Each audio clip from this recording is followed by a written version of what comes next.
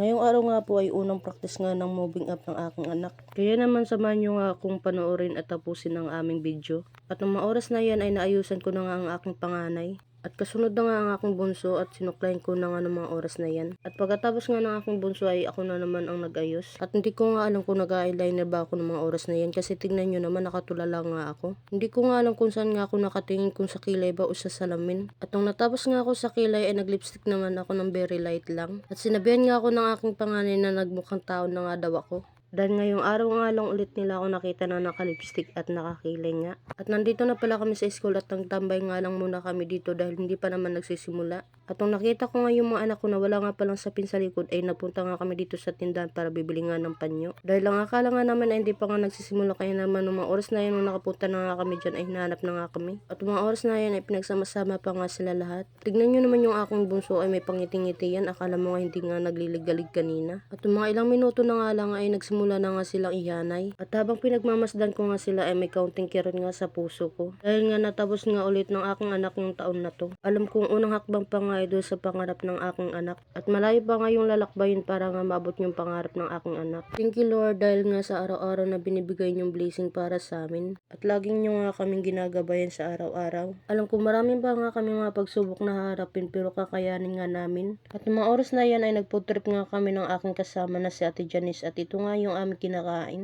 At sinamahan ko nga si Ate Janice na pumunta nga sa taas dahil nga may paperman nga daw siya doon sa pamangkin niya. At nung nakababa na nga kami, pumunta nga ako dito sa puno na to dahil para kumuha nga ng aratilis. At ang dami ko nga nakuha ng mga oras na yan kaso nga nang binibigyan ng aking mga anak doon sa kay Ate Janice at hindi nga ako binigyan. At grabe talaga ang init. Ngayon nga lang ulit ako nakatikim nito. Sayang nga lang at marami nga sana bunga doon sa taas kaso nga lang hindi nga kayang abutin. At hanggang dito na lang ang aming video. Sana nga panoorin nyo pa ang mga darating pa naming video. Paalam!